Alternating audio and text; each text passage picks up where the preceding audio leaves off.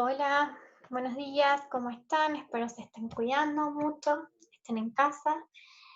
Bueno, vamos a comenzar con la clase de hoy y para ubicarnos un poquito, pensar en que hasta el momento comenzamos con lo que es el concepto de trabajo y el trabajo en la actualidad, que bueno, fue muy significativo trabajar sobre el teletrabajo, pensando en que hoy en día todos los trabajos están mediados, o la gran mayoría, aquellos que se pueden, están mediados por las tecnologías, incluso el trabajo docente, que debido a una pandemia pudimos sostener nuestro trabajo mediante las tecnologías. Hay trabajos que siempre fueron así. Por ejemplo, si pensamos un traductor de libros del inglés al español, puede estar en su casa trabajando y produciendo esas traducciones. No necesariamente dirigirse al lugar donde está el escritor del libro. También los programadores son actividades muy frecuentes de el teletrabajo. Pero el teletrabajo es el final de un proceso o, más que el final, la actualidad de un proceso. El trabajo es el sentido que ha encontrado el hombre durante toda su vida. Entonces, cuando hablamos del trabajo, tenemos que pensar en la historia del trabajo.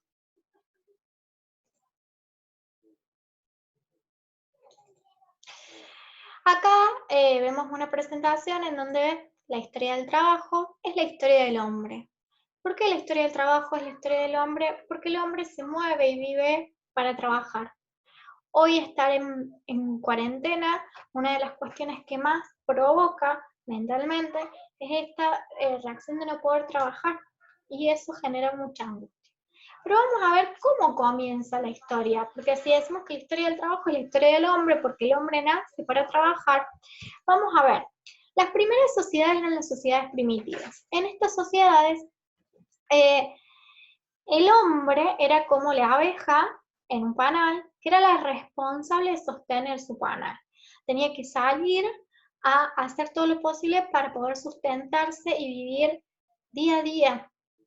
Eh, Piensen ustedes que le llevó al hombre miles de años descubrir el fuego como avance tecnológico más importante.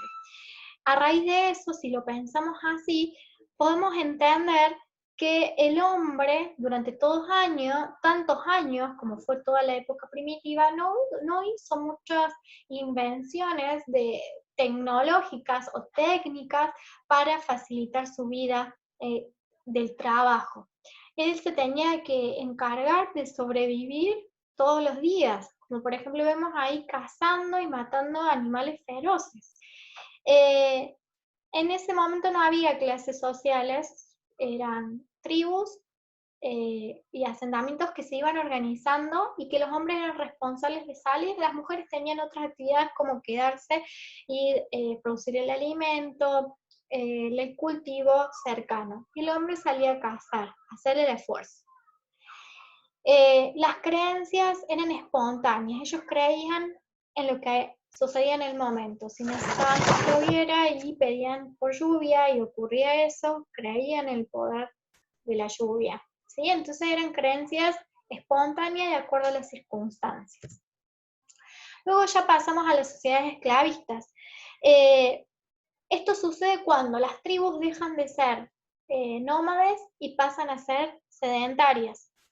Y allí empieza en donde surge la propiedad privada. Y esa propiedad privada no surge por derechos, sino surge por luchas y por obligación. Entonces, de ese modo, el que tenía más poder esclavizaba a otro, tenía esa propiedad privada, y esa propiedad privada que era hombre, era el que producía. Entonces, el esclavo era el encargado de producir, de trabajar para los dueños. En ese momento se consideraba que, bueno, que eso era lo normal y que así debía de ser. Era todo por la fuerza, sin, eh, sin un trabajo de producción mental, sino de producción física, y se hubo una división de clases entre el que podía, el que era fuerte y el que no. Luego vamos a pasar a la sociedad feudal. La sociedad feudal ya es una sociedad diferente y surge luego de la caída del Imperio Romano. Eh, en la sociedad feudal hay un señor feudal que es el dueño de las tierras y el señor feudal tiene a los vasallos a los cuales les brinda protección a cambio de, les da una tierra, les brinda protección, es decir, alimentos, pero esos vasallos tienen que producir esa tierra, trabajar y generar alimento para, para el señor feudal. Toda la producción, toda la ganancia va al señor feudal. El vasallo lo único que hace es sobrevivir. También existían talleres de producción de madera, ¿sí? De metales, y había una autarquía, que hace referencia a la producción de bienes que son necesarios para sobrevivir dentro de lo que es la sociedad. Se producía lo que se consumía. Y la religión ya dejó de ser casual, sino pasaron a ser monoteístas. Bien, esto es lo que ustedes van a tener que leer en el documento que les pasé. El objetivo es que, así como yo les hice una pequeña explicación de lo que sucede en cada una de estas etapas, ustedes puedan hacer esas explicaciones en sus carpetas a través de un título, la explicación sintética, y busquen imágenes que representen esa explicación, como estas que yo puse en el PowerPoint. La historia no termina acá, pero por esta semana vamos a trabajar hasta esta sociedad. Bueno, cualquier duda se pueden comunicar conmigo, tienen mi WhatsApp, la mayoría, tienen también para comunicarnos por el modo, por la vía que sea necesaria hacerlo, lo hacen para que el trabajo quede lo más claro posible. Buena semana, síganse cuidando y espero que nos veamos pronto.